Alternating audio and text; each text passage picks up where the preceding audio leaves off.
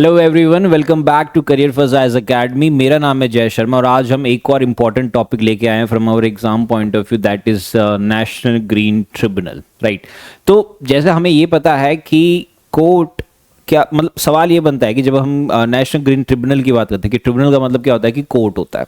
Court में क्या होता है कि मेरे को अगर लगता है कि मेरे आजू बाजू में बहुत सारे फायर क्रैकर्स आ रहे हैं या बहुत सारे व्हीकल्स आ रहे हैं जिससे मेरा एयर पॉल्यूशन हो रहा है, जिससे मेरे को ब्रीथिंग में प्रॉब्लम हो रही है, तो फंडामेंटल राइट है मेरी, right to free air.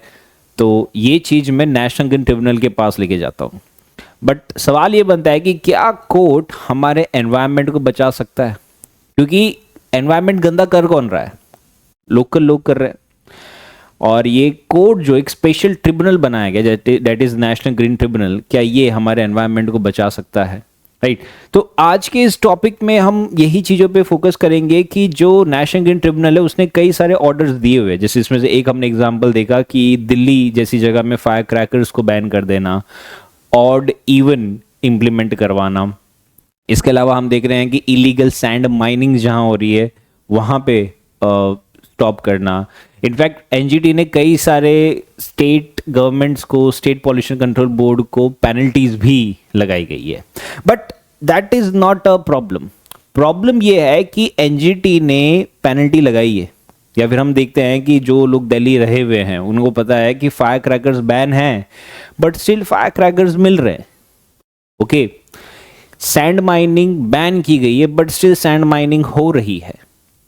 Similarly अगर कोई और एग्जांपल देखते हैं कि स्टेट गवर्नमेंट को, स्टेट पॉल्यूशन कंट्रोल बोर्ड पे पेनल्टीज लगाए गए हैं, फाइन लगाए गए हैं, बट वो फाइन का कोई कलेक्शन नहीं कर रहा। तो ये एक बहुत बड़ा प्रॉब्लम है नेशनल ग्रीन ट्रिब्यूनल का, जिससे हमारे पे एक सवाल उठता है हमारे मन में ये सारे सिनेरियोज देख के कि क्या नेशनल ग्रीन ट्रिब्यूनल गार्डियन है या फिर ये एक टूथलेस टाइगर है, कि ये एक वो टाइगर है जो सिर्फ दहाड़ रहा है बट वो काट नहीं रहा है क्योंकि उसके पास पावर ही नहीं है काटने की।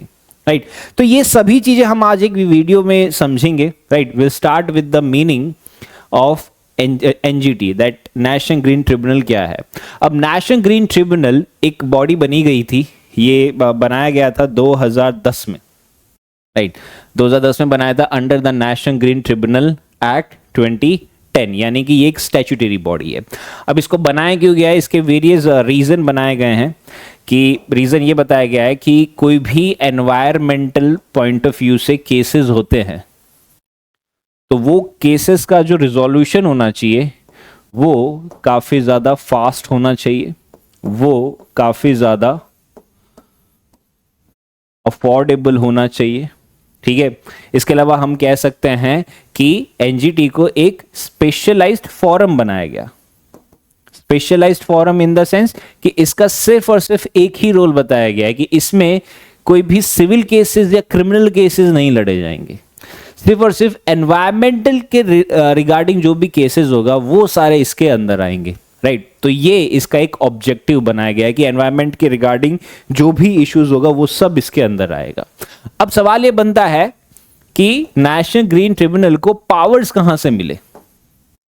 एनजीटी 2010, जो एनजीटी का एक्ट आया 2010 में, उसके अंदर पावर्स मेंशन किए गए कि एनजीटी जो पावर्स है वो किस किस से ड्राइव करता है। राइट, तो उसको वो पावर कहां से डिराइव होता है। तो पहला आ जाता है एनवायरमेंटल प्रोटेक्शन एक्ट से आता है, फिर आ जाता है air pollution control and prevention act, फिर है वाटर एक्ट, बायोडाइवर्सिटी एक्ट।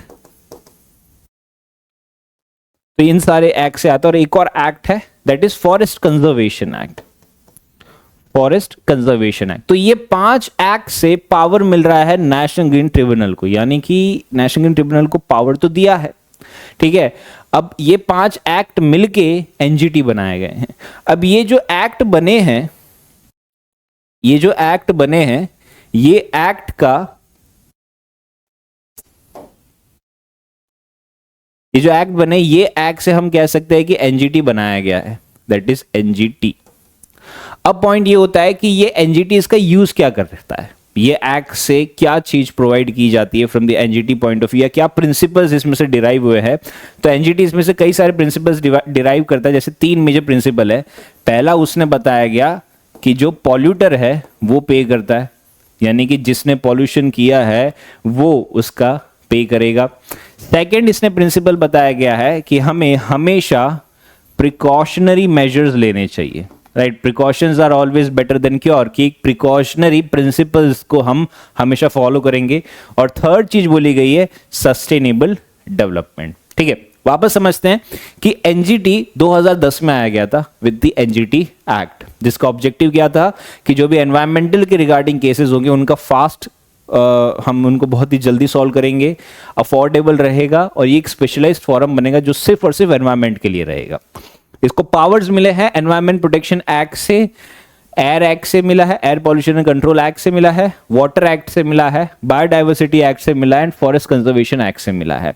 ये सारे एक्ट मिलके नेशनल ग्रीन ट्रिब्यूनल बना है, जिसके 3 प्रिंसिपल्स है। पहला है पॉल्यूटर पे, सेकंड है प्रिकॉशनरी प्रिंसिपल्स, हम हमेशा प्रिकॉशंस लेके चलेंगे हमारे एनवायरमेंट को, एंड थर्ड है that is the sustainable development. तो देखा जाए तो ऑन पेपर ये काफी ज्यादा एक पावरफुल है और एक विजन है हमारे नेशनल ग्रीन ट्रिब्यूनल का, राइट, कि ये सभी तरीके के सिविल केसेस को लेगा जो हमारे एनवायरमेंटल लॉस के अंदर आते हैं। यानी कि अगर एयर एक्ट में क्या बोला गया, जैसे अगर हम कहते हैं कि एयर एक्ट में बोला गया है कि एयर में कोई भी पॉल्यूशन होगा तो एनजीटी के पास जाएगा, वाटर में कोई भी दिक्कत आएगी तो एनजीटी के पास जाएगी, एनवायरमेंट में कोई भी दिक्कत आएगी तो एनजीटी के पास आएगी, बायोडाइवर्सिटी में दिक्कत आएगी तो एनजीटी, फॉरेस्ट में जो भी दिक्कत आएगी तो भी एनजीटी आएगा।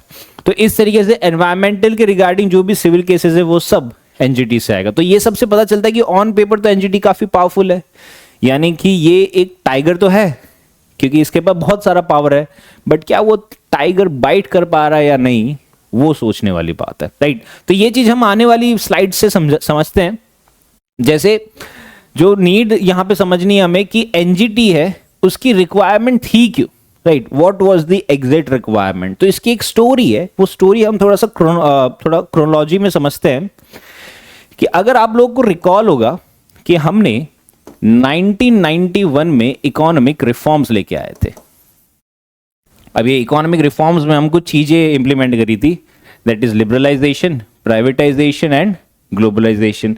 तो इस तरीके से हमने लिबरलाइजेशन किया, प्राइवेटाइजेशन किया और ग्लोबलाइजेशन किया। तो जब ये सारी चीजें करी तब हमारा प्रोडक्शन बढ़ा। अब जब भी प्रोडक्शन बढ़ता है तो हमारा एमिशन बढ़ता है। अब एमिशन 2 तरीके से बढ़ते हैं, मेजरली 2 तरीके से बढ़ते हैं। जैसे एक जो एमिशन बढ़ता है वो हवा में होता है, एयर में, और एक एमिशन बढ़ता है वाटर में।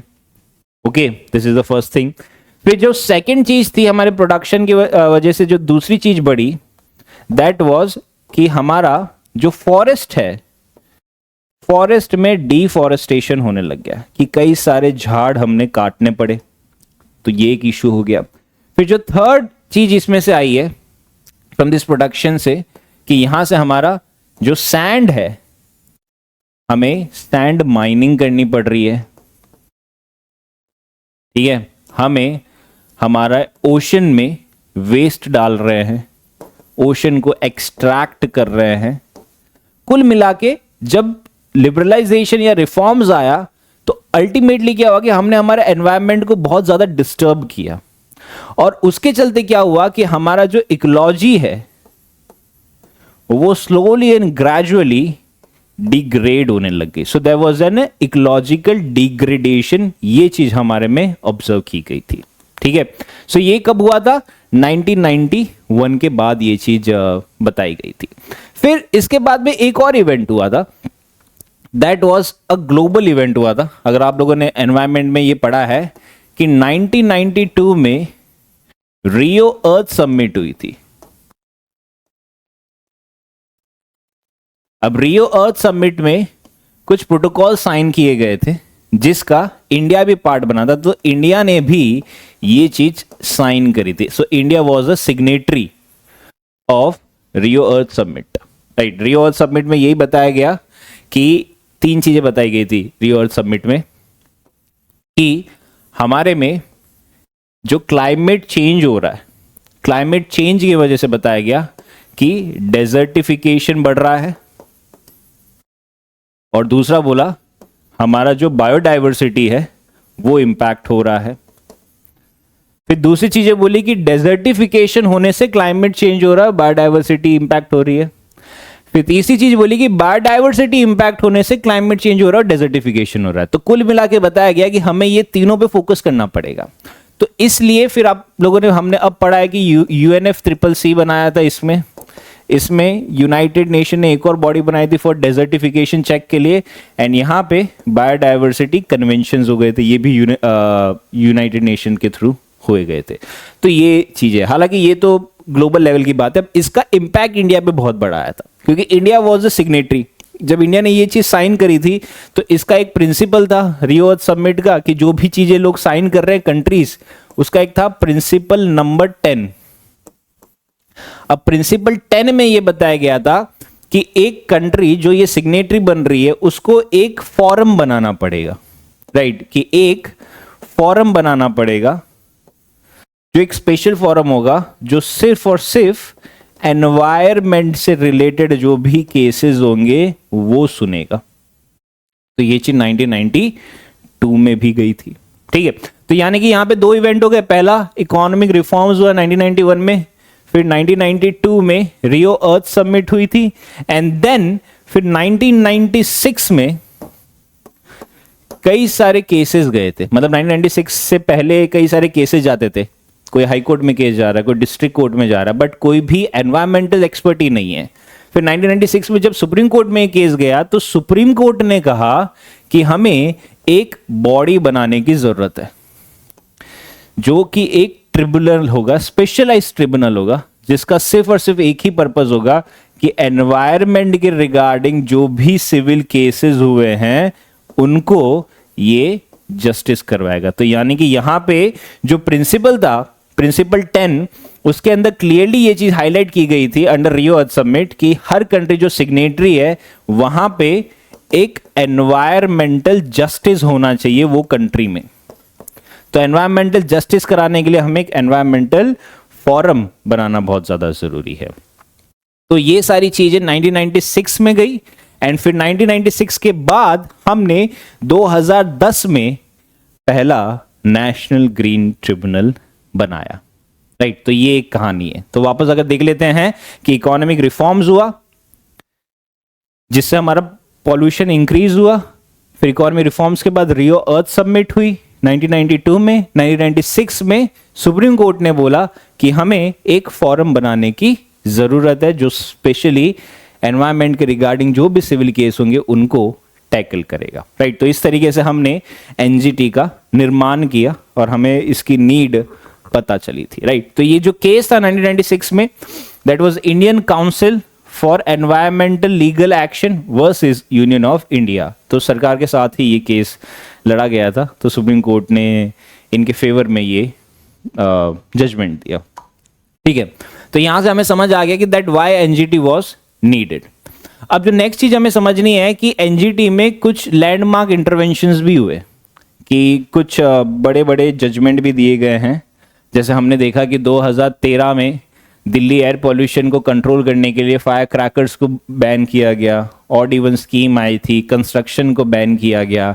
इनफैक्ट जो सैंड माइनिंग थे without environmental clearance, right, remember कि एनवायरमेंटल क्लियरेंस लाना बहुत जरूरी है। कि आज के टाइम में मैं कोई कंस्ट्रक्शन कर रहा हूँ, मेरे को बिल्डिंग बनानी है, तो मेरे को पहले एनवायरमेंटल क्लियरेंस लेना पड़ता है। अब ये क्लियरेंस कहाँ से आता है? ये आता है स्टेट पॉल्यूशन कंट्रोल बोर्ड पे। अब कई बार क्या होता है कि स्टेट पॉल्यूशन कंट्रोल, अब यहां होता है भ्रष्टाचार।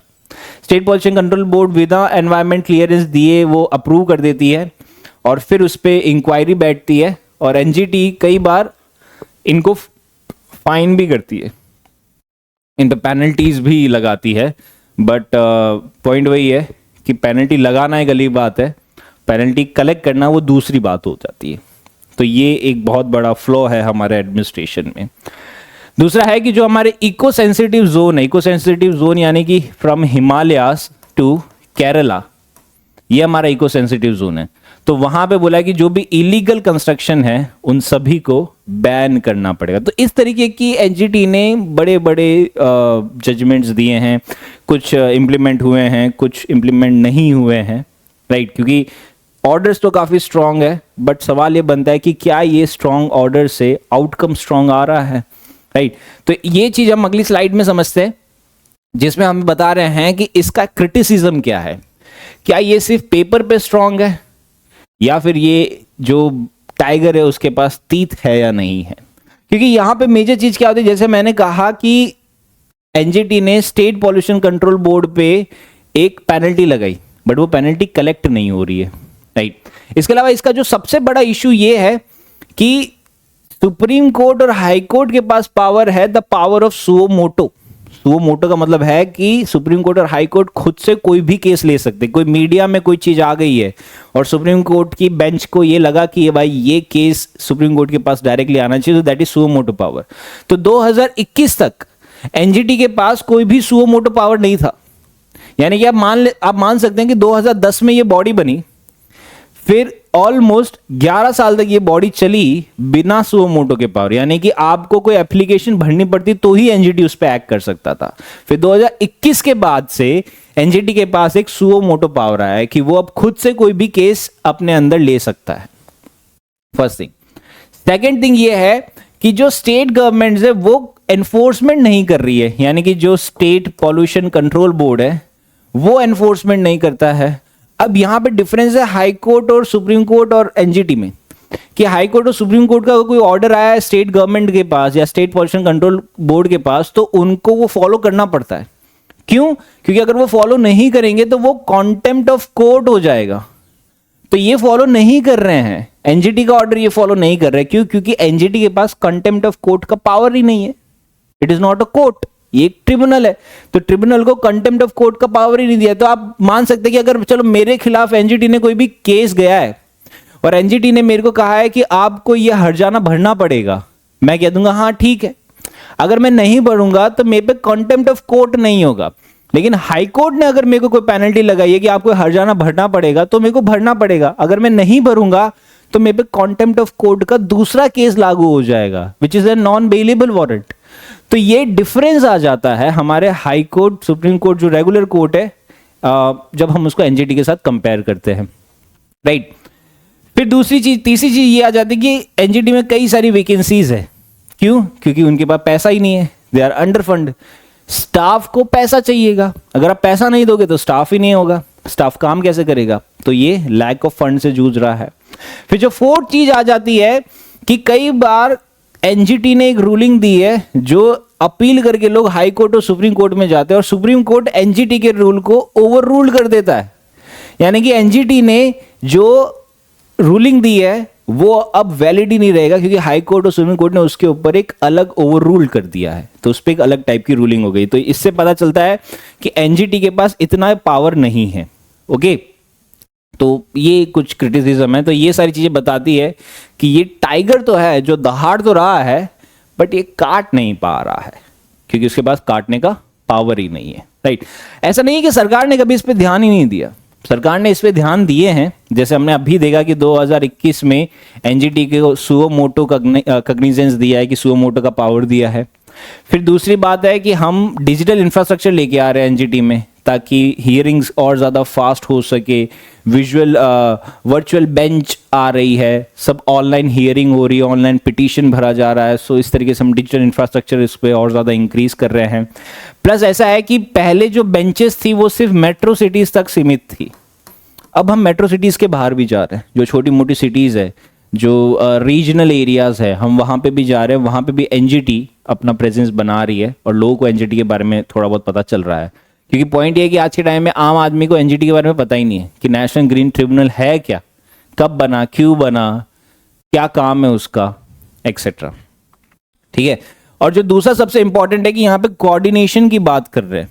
3 लोगों में कोऑर्डिनेशन हो रहा है, central pollution control board, state pollution control board and जो ministry of environment, forest and climate change है। ये तीनों के बीच में कोऑर्डिनेशन का पुश हो रहा है, राइट। तो ये कुछ चीजें करी जा रही है, बट स्टिल अभी भी दिल्ली अभी दूर है, हम उतना अभी तक इसको स्ट्रांग नहीं करवा पाए हैं। ठीक है, अगर एग्जाम पॉइंट ऑफ व्यू से पूछते हैं हम, तो उसमें यही है कि हमारे GS3 के सिलेबस का बहुत इंपॉर्टेंट पार्ट आ जाता है, राइट। अगर आप इसको रिलेट करो तो GS2 से भी आ जाएगा, कि GS2 में भी इसका रिलेवेंस रहता है, क्योंकि ये एट द एंड है तो कोर्ट, ये है तो एक ट्रिब्यूनल ही, तो उसके पॉइंट ऑफ व्यू से इसका कुछ कनेक्टिविटी आ सकती है। तो GS3 में देखा जाए तो environmental pollution, governance and statutory bodies के लिए आ जा रहा है। और इस पर PYQs आए हैं, लाइक 2020 में एक क्वेश्चन आया था मेंस में, that discuss the role of NGT in environmental protection, कि एनवायरमेंटल प्रोटेक्शन में NGT का रोल बताइए एंड उसके इफेक्टिवनेस और लिमिटेशंस को हाईलाइट कीजिए।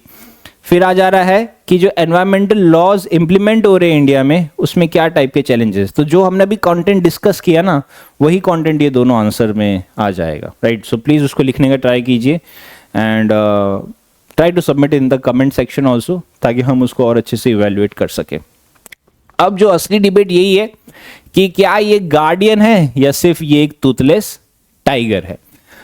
तो जितना हमने अभी तक समझा है कि इसको प्रोएक्टिव रोल तो दिया है कि अब 2021 से ये सुओ मोटो कर सकता है, बट पॉइंट यही बनता है कि ये तब एक्ट कर सकता है जब सब इसकी बात सुनते हैं। तो हम कह सकते हैं कि ये लॉस तो स्ट्रांग लेके आता है, कि इसने बात तो स्ट्रांग करता है, बट उसका एग्जीक्यूशन बहुत ज़्यादा वीक है। तो एग्जीक्यूशन में मेजर प्रॉब्लम है कि यहाँ पे हम जो NGT क्या करता है कि सवाल पूछ ले रहा है, बट वो सवाल का कोई जवाब नहीं दे रहा है। ओके, तो कहने का मतलब यही है कि यहाँ पे ये सिर्फ एक एडवाइजरी बॉडी बन के रह चुका है, क्योंकि इसका कोई एनफोर्समेंट इतना ज़्यादा नहीं है। क्यों नहीं है? क्योंकि यहाँ पे लीगल बैकिंग नहीं है। तो हमें लीगल बैकिंग लाने की जरूरत है, और सबसे इंपॉर्टेंट है कि स्टेट पॉल्यूशन कंट्रोल बोर्ड की अकाउंटेबिलिटी, की NGT ने जो ऑर्डर दिया है क्या वो फॉलो हो पा रहा है या नहीं हो पा रहा है। इसका एक सबसे बड़ा रीजन यही है कि we are moving towards capitalist society, कि हम कैपिटलिज्म की तरफ जा रहे हैं। अब कैपिटलिज्म में क्या होता है कि प्राइवेट पार्टीज के हाथ में हर चीज होती है। अब प्राइवेट पार्टी जितना ज्यादा ग्रो करेगी, जितना ज्यादा पावरफुल बनती जाएगी, उतना ज्यादा जो एडमिनिस्ट्रेशन है, गवर्नेंस है, वो वीक होता जाएगा। तो हमें प्राइवेट पार्टी को, ऐसा नहीं कि प्राइवेट पार्टी ग्रो नहीं करनी चाहिए, प्राइवेट पार्टीज ग्रो करे, but at the similarly simultaneously हमें हमारे गवर्नेंस के एडमिनिस्ट्रेशन को भी स्ट्रांग करना पड़ेगा। क्योंकि NGT का ऐसा नहीं है कि स्टेट गवर्नमेंट फॉलो नहीं करना चाहती वो ऑर्डर, स्टेट गवर्नमेंट फॉलो करना चाहती है, बट वो प्राइवेट पार्टी ने इतना ज्यादा करप्ट कर रखा है सिस्टम को कि वो फॉलो कर नहीं पा रही है। तो it's much bigger than what we think, कि इतना सिंपल नहीं, इट्स मच मोर कॉम्प्लिकेटेड। क्योंकि एनवायरमेंट क्लियरेंस किसको चाहिए? एक फैक्ट्री खोलने वाले को चाहिए। अब एक छोटी मोटी फैक्ट्री खोल रहा है, उसमें एनवायरमेंट क्लियरेंस का इशू नहीं है। एक वो फैक्ट्री खोल रहा है जो ऑलमोस्ट 1000 एम्प्लॉयज कर रहा है, वो बहुत बड़ा इंडस्ट्रियलिस्ट है, वो बहुत बड़ा प्राइवेट प्लेयर है। तो जो जितना बड़ा प्राइवेट प्लेयर है, वो इतना ज्यादा पैसा उसके पास कि वो गवर्नेंस में डिस्टर्बेंस ला सकता है। तो ये चीज का एक इशू हो रहा है, राइट। तो पॉइंट ये है कि हमें हमारे गवर्नेंस एडमिनिस्ट्रेशन को भी और ज्यादा स्ट्रांग करना पड़ेगा, ताकि जो हमारा ये टाइगर है NGT, ये दहाड़ने के साथ काट भी सकेगा। ओके, सो ये एक सुप्रीम कोर्ट तो नहीं है हमारा, बट ये एक सिर्फ एक फॉरम है जो एक फॉर्मेलिटी में हो चुका है। ठीक है, तो यहाँ पे हमें एनवायरमेंटल कॉन्शियसनेस इसने रेस करने की कोशिश करी है, तो हमें ये चीज़ पे फोकस करना चाहिए, गवर्नेंस को ये चीज़ पे फोकस करना चाहिए, स्टेट्स को इस पे कंप्लाई करना चाहिए। तो जब तक ये कंप्लाई नहीं होगा ना स्टेट्स, तब तक NGT के पास तीत नहीं आएगा कि ये टाइगर सिर्फ दहाड़ पाएगा, काट नहीं पाएगा। ठीक है, so this is it from today's video. In the coming video we'll be covering more such kind of topics. Till then, stay safe and study well. Thank you.